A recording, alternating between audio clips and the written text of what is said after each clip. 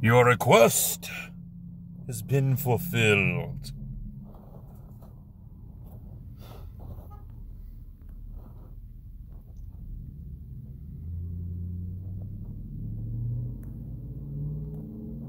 Greetings, my dear viewers. It is I, Drahon, back once again with another Dungeons & Dragons character conversion.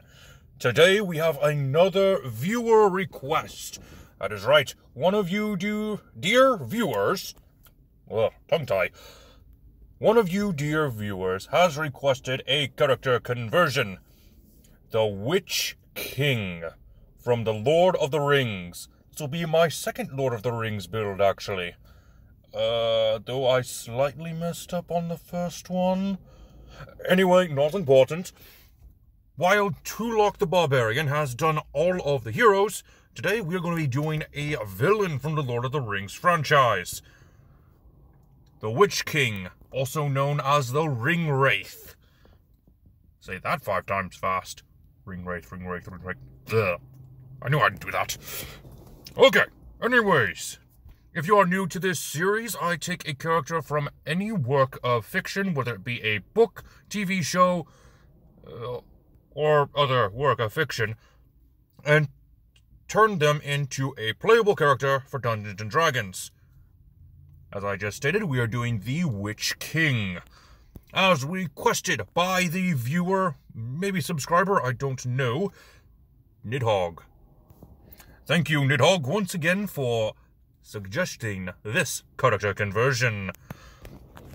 As always, we are starting off with stats using the point-buy system. Our highest stat is going to be Charisma at a 15, Strength at a 14, Constitution at a 13, and Dexterity, Intelligence, and Wisdom will all be 10. Now, before we move forward, I couldn't find much information on the Ringwraith. We get some information from the movies, yes, but we don't have his origin story, or whether or not he is a he. All we do know is that the Witch King was once a humanoid creature that was most likely a paladin, a holy knight of some kind, that worked with one of the different cities, and they broke their oath. And they became wraiths, which is a type of ghost in this universe, and, well, in Legends in particular. But that's not the point. The point is, he became a wraith, and now he works with Sauron, trying to hunt down the One Ring. So, yeah, we don't have much information on him other than that. So, while this character creation is going to be difficult, it's still plausible. And I'm sure Nidhogg was thinking the same thing when he suggested it. He knew it was going to be a challenge. So thank you for the challenge, Nidhogg. Alright, so let's go ahead and get into his race. We're going to do Reborn. And the reason for that... Oops, I forgot one thing. While I explain, I'll go ahead and edit this real quick.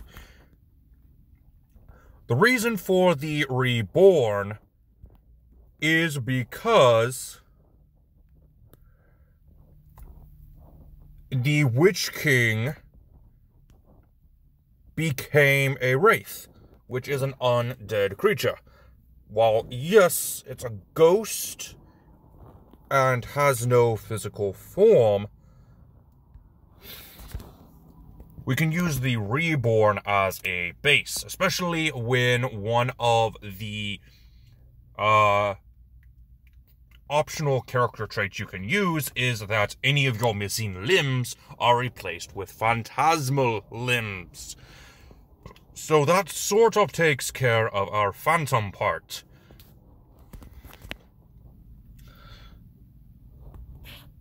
Anyways, the reborn stats give us +2 to one of our stats and a +1 to another. We'll give the +2 to our constitution and the +1 to our dexterity. We get 30 feet moving speed, we get the ancestral legacy. Since we don't know what the Witch King originally was, we're just going to go with the 2 skill proficiencies that ancestral legacy gives us, which will be religion and history. Since he clearly has none of those. We grab undead nature, and languages, we'll just go with common and elvish, since those are the 2 most prominent languages in the Lord of the Rings universe. Middle Earth. Next is going to be a background, which we're going with Knights of the Order, since he works with Sauron. We get 2 skill proficiencies, Persuasion and Arcana will be the best fit. Tools will get Dragon Chess, and languages will just go with Undercommon, just because it makes the most sense, because something tells me those orcs are a little closer to Drow in the Middle-earth universe. Alright. And also, it's going to be a little handy to have Arcana as a skill in order to find that ring, I would believe. For class, we're going to skip right on over to level 3, Paladin. We'll get 3d10 for our hit die. Starting hit points is going to be 10 plus our Constitution modifier. And since we are now at level 3, go ahead and roll that d10 twice. And add your Constitution modifier to each d10 roll. So an extra 1d10 plus 2 hit points twice. We get 2 skill proficiencies. We'll go Insight and Intimidation. We get Divine Sense, Lay on Hands. A fighting style will go with Blind Fighting. Since he is an undead creature, it would make sense to have Blind Fighting. That way, even if you're darkness, you can still fight well. You get Spellcasting, which uses your Charisma modifier, Divine Smite, Divine Health, and your Sacred Oath. And we're going to go with, of course, the Oath Breaker. It even says it in his lore that he broke his oath, whatever oath he broke. And I am pretty sure the Oathbreaker Paladin was inspired by the Ringwraiths, since a lot of the features that you get from the Oathbreaker seem to fit with the Ringwraith himself.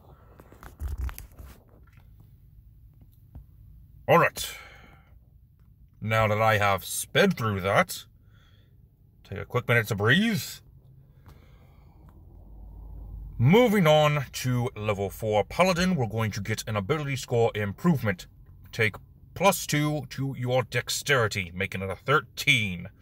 This will give us the ability to multi-class, which really isn't necessary. You could probably just go Oathbreaker all the way, and you perfectly fit the Ringwraiths in general. But we are going to multi-class for this build, and we're going into Rogue. This will give us a 1d8 hit die, in addition to our 4d10 hit die, since we're now at level 4 Paladin. We get a 1d8 plus Constitution modifier of extra hit points. We get 1 skill from the Rogue skill list. We'll go with Stealth. We also get proficiency in Thieves' Tools. And we also get Expertise. This means double proficiency in 2 skills of our choice. We'll go with Intimidation and Stealth. We also get the Sneak Attack feature and Thieves' Cant. Not really important though. And honestly, I think the Paladin Rogue multi-class is one of the best multi-classes to go with. That and Barbarian, but that's beside the point. Paladin Rogue is what we're going with. Speaking of level 2 Rogue, it gets the Cunning Action feature. Level 3 Rogues gets a Roguish archetype, and the second reason why we went with a Rogue multiclass. The first being that expertise, and the second being this archetype, the Phantom. We get features Whispers of the Dead, which gives us a temporary skill proficiency of any skill we desire until we use this feature again. We also get Wails from the Grave, which is another useful feature, in my opinion. And last level up in Rogue is going to be level 4 Rogue. We'll get an ability score improvement +2 to our strength modifier. Well, not a modifier, it's strength score, making it a 16 for this build. A level 5 Paladin will get an extra attack. And to end this video off, we are going for a level 6 Paladin, which will give us Aura of Protection.